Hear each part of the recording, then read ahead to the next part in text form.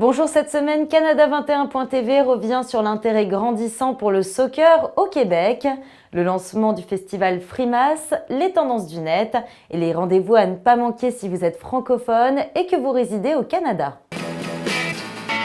Devant l'intérêt grandissant pour le soccer au Québec ces dernières années à Montréal, deux Français, Pierrick Chanon et Franck Sauret, ont créé le premier centre de soccer 2v2 en Amérique du Nord. Notre correspondante Sarah Gershani nous emmène à la découverte de ce sport qui trouve ses racines réelles dans la Soule, pratiqué dès le Xe siècle en France. Une surface de jeu de 5 mètres sur 10 en gazon synthétique, entourée de barreaux en plexiglas comme au squash, de buts de 1 mètre sur 1 dans chacune de ces deux cages, voilà pour le décor. Pas besoin de réunir 11 joueurs, mais 2 équipes de 2 joueurs suffisent pour jouer au soccer 2v2. Le principe est le même qu'au football traditionnel, marquer le plus de buts possible.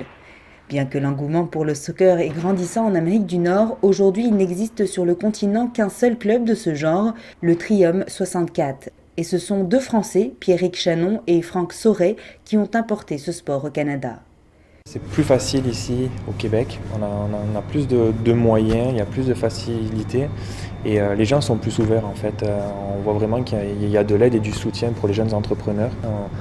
On a eu la chance avec mon partenaire Pierrick de gagner des bourses, plusieurs subventions qui nous ont facilité pour aller chercher du financement. Ce biarrot est arrivé en 2006 pour poursuivre ses études de cuisinier.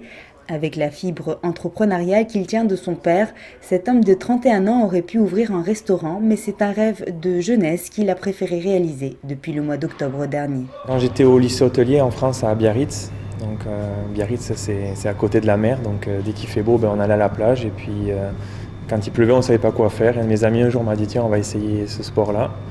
Et la première fois que j'ai essayé je me suis dit un jour j'aurai mon centre. Fait que voilà, donc petit à petit oui. J'ai réussi à aboutir à un projet qui était juste une idée en fait au départ et voilà, donc maintenant c'est réalisé. Alors c'est ici à Montréal que j'ai découvert donc, ce sport, la dérive du soccer, donc le jerkyball.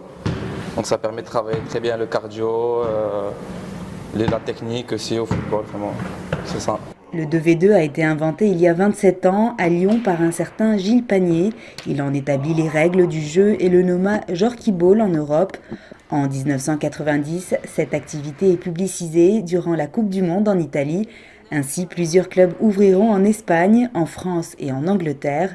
Aujourd'hui, on compte près de 150 centres de soccer 2v2 en Europe et seulement un seul en Amérique du Nord. Les deux Français ont bien l'intention de créer d'autres centres de ce genre à Montréal et ailleurs au Québec.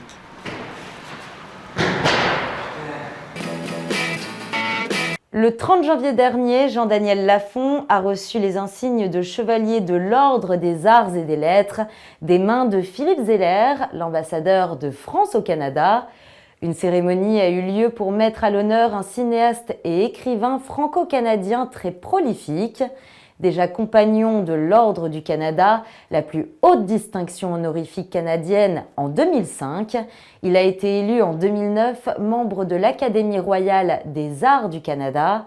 En 2010, il a fondé avec son épouse la fondation Michael Jean qui a fait la promotion des arts dans le pays de l'érable. Et depuis 2013, il est président de la Fondation pour l'avancement du théâtre francophone au Canada. De la poésie de Face au mur d'Hubert Collat, en passant par la performance électro du DJ Crackboy à l'occasion de l'Igloo Fest, ou par les siestes acoustiques de Bastien Lallemand, la scène contemporaine française va pouvoir un peu frimer au Canada à l'occasion du lancement de Frimas. Derrière ces 6 lettres se cache un programme pluridisciplinaire qui veut promouvoir la French Touch et ses créateurs au public canadien. L'Institut français et le Consulat général de France au Québec se sont associés avec 37 partenaires québécois pour mettre en place près de 60 événements. Un souffle artistique venu de France dont la programmation complète est à découvrir à travers le lien qui s'affiche en bas de votre écran.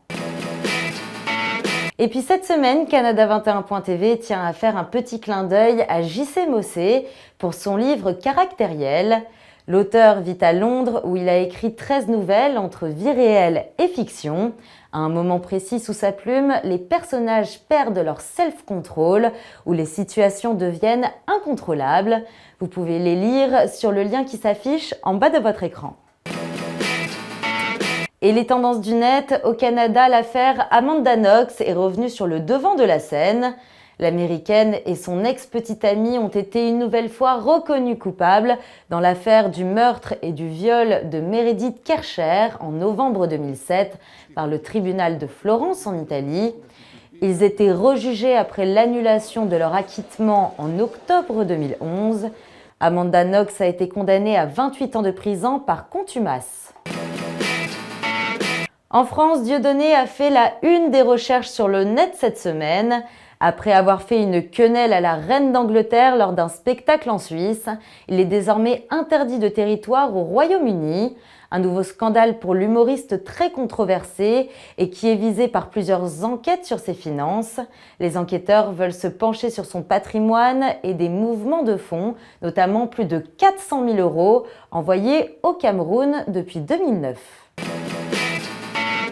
Et les rendez-vous à ne pas manquer, à Toronto jusqu'au 13 février, la TIFF Cinémathèque présente la première partie d'une rétrospective des films du légendaire réalisateur Jean-Luc Godard.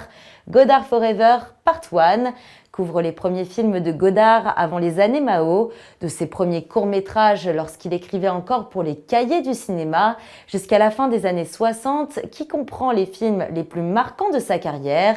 Le détail à l'adresse qui s'affiche en bas de votre écran.